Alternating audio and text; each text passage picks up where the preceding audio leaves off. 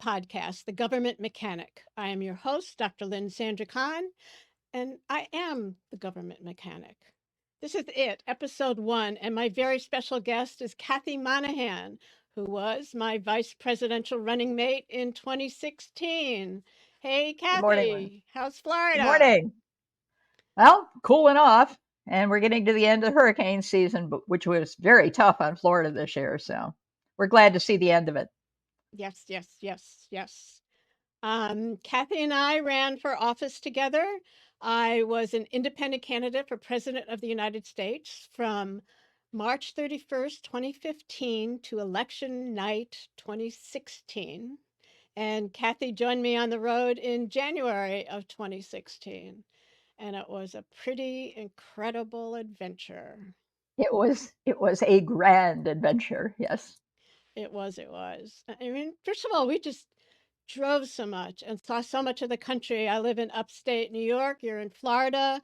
We met and we drove through the mountains, through the um, Great Plains, through the coastlines, up and down the coast. I took Route 2 going across the northern part of the United States. I came back on part of Route 66, the southern part of the United States. We just saw everything, and driving from coast to coast, especially, you could just see how enormous the country is and how beautiful it is, and that we are blessed to live here. There is we are just indeed. there's so much here, so many resources that America has. The Great Lakes was, I think, one of my favorite areas. I love the people there, and um, there's so much history, which Yes, I yes, re- yes. which I regaled you with as we drove through there. Yes, I learned a lot. Let's see, I learned about the canals, right? That That's right. connect parts, especially I think the northeast part of the country. I learned there's an Irish bar in just about every city in America. That's true. If we lived there, we built a bar. I have a lot of pictures, and somehow there's a lot of pictures of food. So we had specialties. I remember Lake Superior, Michigan. Lake No, I think it Michigan. was We had Michigan. Yeah, the chicken. fish. We've had fresh fish. We tried to have the specialties everywhere we went. Um, and it was really quite extraordinary. Um, I do want to set the stage by saying I decided to run as an independent candidate for president, and Kathy and I connected because we both spent time on the reinventing government effort from 1992 to 2000. So the Clinton Gore effort to fix our broken government was what connected us, and that was the platform we ran on: fix government, build peace. We had a 7-track plan, and it turns out that there were 6 tracks devoted to fixing government because I don't need to convince anybody. Our government was and still is pretty broken. 6 tracks to fix government, 1 track to build peace here at home and around the world. And when I say it out loud, even now, it's pretty astonishing. It, it really was. As I said a little bit earlier in our conversations, it was the adventure of a lifetime. It was such an experience meeting people from all those areas. It just Yep, and we were pretty confident that we knew exactly how to fix our broken government. Um, yeah. Nobody we gave had us a chance. between, and we're not finished talking about it apparently Uh, because Not anytime soon. 8 years later we're doing this podcast on YouTube channel. We were a good match for doing that work because between us we had, even back then, over 64 years of government experience working inside the federal government, doing strategic planning, looking at how agencies measured their performance, which mostly wasn't very well. Um, we had worked together, we had worked in the departments of transportation, justice, defense, Homeland Security, border control, health and human services, um, uh, Immigration. immigration, Department of State. So we really understood government from the inside out. And that was the motivator to run and start traveling around the country. What stands out for you, Kathy? It again, it's the people, the commonalities of their concerns. You know, everybody really was concerned about their life and the quality of life for themselves and for their children and grandchildren, and were concerned about where the country was going and what was going to happen. And that issue stayed with them, whether it was education for the kids, food on the table. They were farmers, what was going to happen to them, you know, and the issues just stayed the same no matter where we were. Emphasis might have been different in each area, but the concerns were the same. And what struck me was that people really wanted to talk about issues. There was Yes. not that hostility that maybe we hear now. They were delighted that we had a plan and wanted to sit down and talk about stuff, and including really difficult issues. We talked with people about abortion, about the borders, about farmers really being hurt by federal policy, about veterans not getting what they need to take care of themselves, about teachers who worked in schools with no resources. People really wanted to talk about what was going on in their lives, and from our point of view, what was going on with the agencies that should be making better decisions about how to spend taxpayer money and weren't then, and I don't think are now, making good decisions about money, how money is spent. Do you want to add Yeah, something? I think you're absolutely right that they wanted to be heard. And I think to a very great degree that they felt they were telling people but nobody was listening. Yep. Yeah. And when they felt they were able to talk face to somebody and say, this is what's bothering me, and somebody actually was there to interact with them, and it just made a huge difference to them, that they felt like somebody was actually interested in what they had to say. Yep. Yep.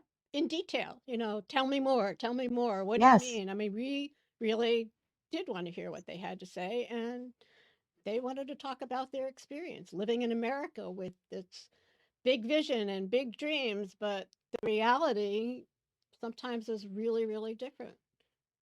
Yeah.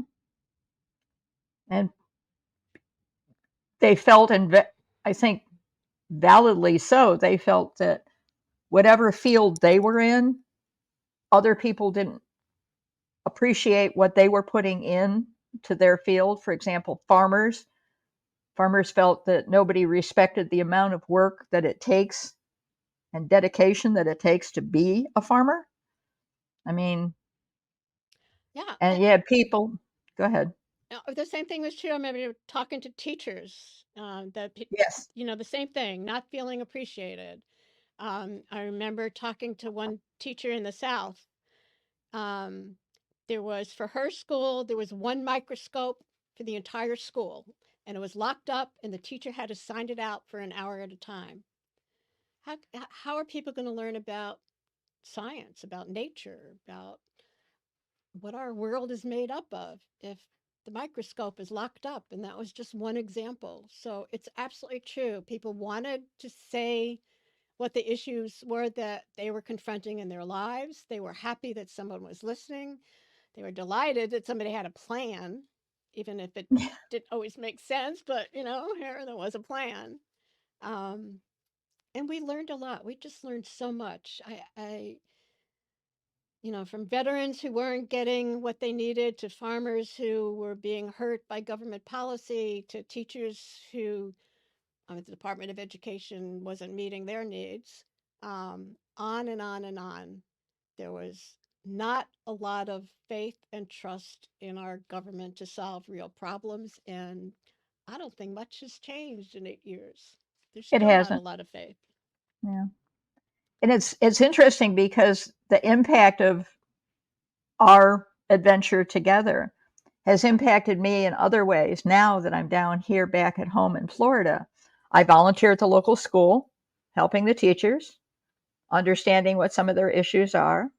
I work with veterans, And work on the homeless issues, helping them get a better, the ones who want to get an education, helping them work on that. Work pretty closely with the mayor's office here in Pensacola, helping on the housing issue because it's a concern of his. So and those impacts, the fact that I'm interested in those fields is a direct result of our campaign. Yep, the same. I'm me also. I am still doing some work with farmers, some of whom we met. I've done a lot of work in justice reform and juvenile justice reform, and some of that we talked about on the road. People want to solve problems, and in a way, it's part of the DNA of America, right? I mean, we Yeah. um, want to fix things that are broken. We're practical people. We want things to work. And I think that's part of the frustration with government agencies that they don't work and they are incredibly wasteful. Our 7-track plan started with cut $1 trillion of waste out of government bureaucracies. And what I've learned is really important, redirect that money directly into communities. So it's not just Yes. cutting waste, it's taking those resources and those monies and investing them directly in our communities. And when we talked about $1 trillion of waste, it was really easy to get to $1 trillion. $200 billion of duplication, $300 billion of buying stupid, like paying a, I think it was $1.6 billion a year for an empty building. Yeah. So That could have been used for veterans housing. absolutely, absolutely. So cutting $1 trillion. There's duplication. There's spending money in very, very stupid ways. There's a huge amount of fraud that government is just not doing enough about. Some of it internal and a lot of it people that are and companies that are receiving monies from the government. So there are so many ways in which waste can be cut and monies can be captured that can benefit local communities. And I'm not even starting with the Department of Defense, who lost, I think, $12 billion when they delivered pallets of cash into, I think, Iraq. So the Department of Defense has some work to do with Issues. cutting waste. Yes, they have some issues. Um, what else comes to mind about what we learned and what we did? It's hard. I I've I've never met a stranger. I part of it is probably the Irish genes, I will admit, but I loved meeting new people and hearing what they had to say. And God love the people, man. They just loved having somebody who seriously wanted to hear what they had to say. Yeah. I think they're very frustrated in a lot of ways with the government overall because they don't feel anybody listens to them, that they're just not being listened to. So having somebody come up to them and say, "What are you concerned about?" And they were like, "Really? Yeah, really. Tell And, me." and really difficult issues. I remember talking with someone somewhere in the West about the issue of abortion, and that we were actually able to have a conversation about what's going on that women and girls are getting pregnant who don't want to have children. Is there a way to talk Mhm. about prevention? And we talked about that, and not necessarily someone that I would agree with on everything, but we had a really meaningful conversation. And as It's you were saying, finding that common, yeah, it's finding the commonality. yep, and being heard, and government Yes, doesn't very really important. listen very well. Uh, No, And a lot of what we ended up talking about, and some of it's what we learned doing reinventing government, is you need to bring people together to have the conversations about what are the issues and what are the solutions and how are they going to move forward. And for me, I mean, I'm an organizational psychologist, a clinical psychologist. My expertise is around group dynamics. And when I see people sitting down and talking with each other and figuring out exactly what the problem is, exactly what steps are going to fix that problem, in a way, it's the beginning of peace building, because people are listening to each other. They are looking at the world or an issue from the perspective of somebody else. And all of this is part of what reduces conflict. And I truly believe that if we fix our broken government agencies, we will make great strides towards bringing peace into the conversations that we need to have here in America. So I believe in the power of face to face dialogue to solve problems and bring people closer together. And those dynamics have all kinds of ripple effects.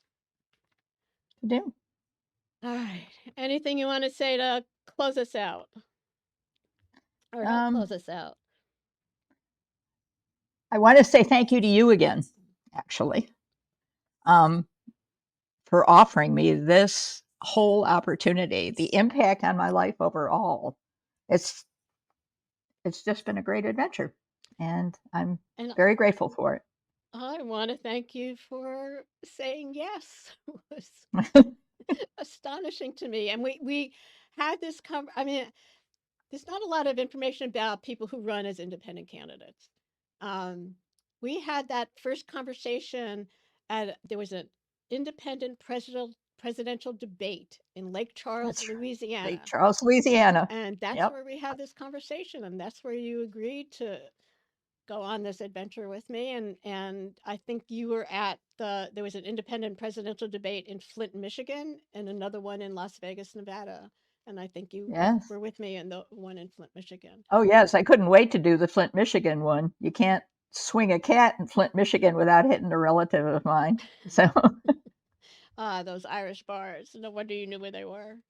that's right. Um, all right. So thank you very much. That's it for episode 1. This is the government mechanic. My job, my purpose is to help everyone look under the hood of government, figure out exactly what's broken, decide on the specific actions that will fix what's broken, and measure results. I'm delighted to have had Kathy here on episode 1 and look forward to I had a seeing you fun again. time. And Always. look forward to seeing you again and continuing on with our podcast. Thank you. Okay. Bye.